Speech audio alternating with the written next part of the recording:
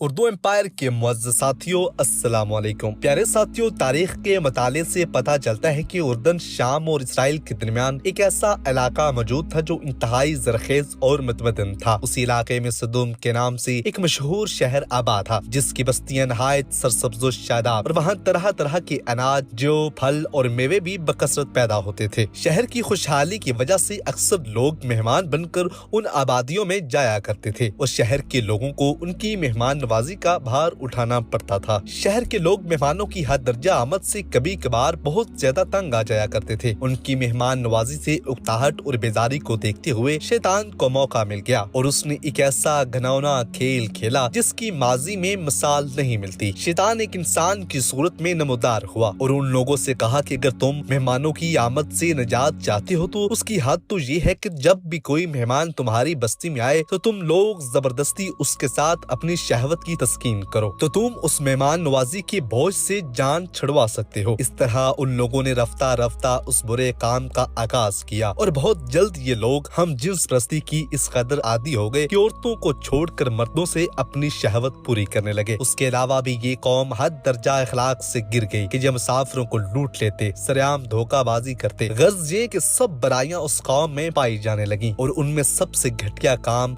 हम जिन्स प्रस्ती था, जिसमें यह कौम मुब्तला हो चुकी थी। कोई भी महफिल इस काम के बिना अधूरी समझी जाती थी। खासकर मुसाफिरों में से कोई खूबसूरत लड़का होता तो ये लोग उसे अपना शिकार बना लेते। कुरान करीम में भी है कि तुम वो बेहयाई करते हो जो तुमसे पहले जहां में किसी ने ना की। तुम औरतों के होते हुए मर्दों के पास जाते हो, बल्कि तुम हद से गुजर चुके हो। हजरत लूत अलैहिस्सलाम की इस्लाही बातें सुनकर उनके कौम ने इंतहाई बेबाकी और बेहयाई के साथ जो कुछ कहा वो भी कुरान करीम की सूरह हजरात में मज़कूर है कि उसकी कौम का कुछ जवाब न था मगर यही कहना कि उनको अपनी बस्ती से निकाल दो। ये लोग तो पाकीज़गी चाहते ही नहीं। लेकिन हजरत लूत अलैहिस्सलाम ने दिलजमी के साथ तबलीग जारी रखी और आप अलैहिस्सलाम की मेहनत की वजह से काफी लोग ईमान ले आए, लेकिन अक्सरियत अभी भी मुनकरीन में से थी। और उस बुराई में हजरत लूत अलैहिस्सलाम की पहली बीवी वाइला भी मुब्तला थी। जब उस कौम की सरकशी की हद न रही तो अल्लाह ताला ने अजाब भेजने का फैसला किया। तो हजरत इब्राहीम अलैहिस्सलाम चंद फरिश्तों के हमरा लेकर हजरत इब्राहीम अलैहिस्सलाम से मिलने के बाद रुखसत होकर हजरत लूत अलैहिस्सलाम के पास पहुंचे। ये सब फरिश्ते बेहद हसीन और खूबसूरत लड़कों की शक्ल में थे। उन मेहमानों के हुस्न जमाल को देखकर वो अपनी कौम की बदकारी का ख्याल करके हजरत लूत अलैहिस्सलाम फिक्रमंद हो गए। थोड़ी ही देर में कौम नूह के मर्दों ने लूत अलैहिस्सलाम के घर का मुहासरा कर लिया और बदतरीन फेल के इरादे से दीवार पर चढ़ने लगे। हजरत लूत अलैहिस्सलाम ने नहायत दिलजमी के साथ लोगों को समझाना और उस घिनौने काम से मना करना शुरू कर दिया, मगर ये बागी और सरकश कौम अपने काम से बाज न आई।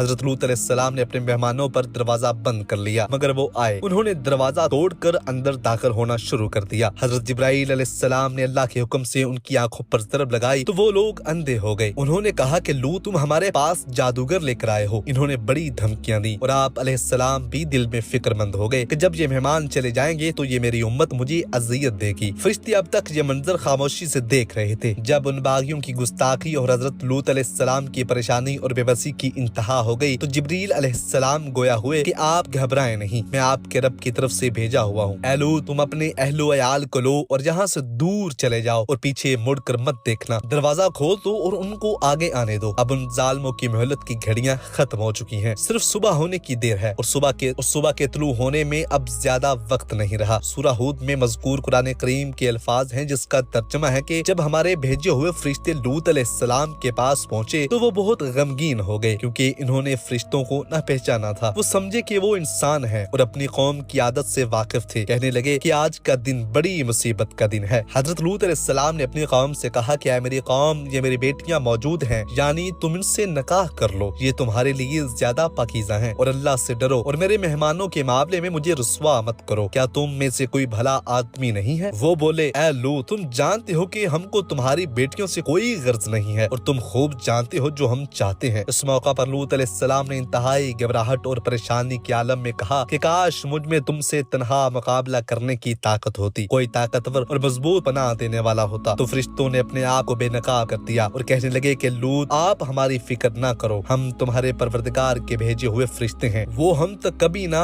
आन पहुँचेंगे। अपने अहलो अयाल को लेकर यहाँ से निकल जाओ और तुम में से कोई भी पीछे मुड़कर न देखे। बेशक इस कौम पर अजाब पहुँच कर ही रहेगा। बेशक इनकी तबाही के लिए सुबह का वक्त मुकर्रर है। जब हमारा हुक्म पहुंचा तो हमने उनकी बस्ती को उलट पलट कर रख दिया। इस बस्ती को उठाकर बुलंदी से जमीन पर उल्टा कर पटक दिया। फिर इस पर पकी हुई मिट्टी के पत्थर ताबड़तोड़ बरसाए गए। हर पत्थर खुदा की तरफ से नामजद किया हुआ था और उस पर नाम लिखा हुआ था कि हमरा हजरत लूत अलैहिस्सलाम अल्लाह के हुक्म से घर वालों और मोमिनीन को हमरा लेकर बस्ती से कूच कर गए और इधर हजरत जबरील अलैहिस्सलाम उस शहर को अपने परों पर उठाकर आसमान की तरफ बुलंद हुए और कुछ ऊपर जाकर उस बस्तियों को उलट कर रख दिया। ये आबादियां जमीन पर गिरकर चिकनाचूर होकर बिखर गईं। कौम लूत के तमाम लोग मर गए और उनकी लाशें भी टुकड़े टुकड़े होकर बिखर गईं। ऐन उस वक्त जब ये शहर उलट पलट रहा था तो हजरत लूत अलैहिस्सलाम की बीवी वाइला, जो दरहकीकत मुनाफिकीन और कौम की बदकारों से मोहब्बत रखती थी, उसने पीछे मुड़कर देख लिया और वो भी वहीं हलाक हो गई। कुरान मजीद में हक ताला सूरह आराफ में अरशाद फरमाते हैं कि हमने उसे और उसके घर वालों को नजात दी, मगर उनकी औरत जाने वालों में से हुई और हमने उस पर भी पत्थर बरसाया तो देखो उसका कैसा अंजाम हुआ। मुजरिमों की तरह जो पत्थर उस कौम पर बरसाए गए थे वो पत्थर के टुकड़े थे और हर पत्थर पर उस शख्स का नाम लिखा हुआ था जो उस पत्थर से हलाक हुआ। मुफस्सिर कुरान कहते हैं कि उस औरत की लाश आज भी उन पत्थरों में अल्लाह ताला ने आने वाली उम्मतों के लिए इबरत के लिए महफूज करके छोड़ दी। कुरान हकीम की सूरह बकरा की आयत नंबर 35 में अल्लाह ताला ने कौम लूत की तबाही की तरफ इशारा करते हुए बताया कि कौम लूत पर अजाब नाज़िल किया गया, मगर उनकी तबाहशुदा शहर को आने वाले इंसानों के लिए इबरत के तौर पर बाकी रखा। अल्लाह ताला फरमाते हैं और हमने अकल वालों के लिए कुछ वाज़िया निशानियां छोड़ी हैं। जी तो प्यारे साथियों, आज की वीडियो में महज इतना ही। हमें हमेशा की तरह उम्मीद है कि वीडियो आपको पसंद आई होगी। वीडियो अच्छी लगे तो लाइक करके हमारी हौसला अफजाई कीजिएगा। हमारी मुलाकात होती है एक नई दिलचस्प वीडियो के साथ। तब तक के लिए अपना बहुत सारा ख्याल रखिएगा। अल्लाह निगहबान।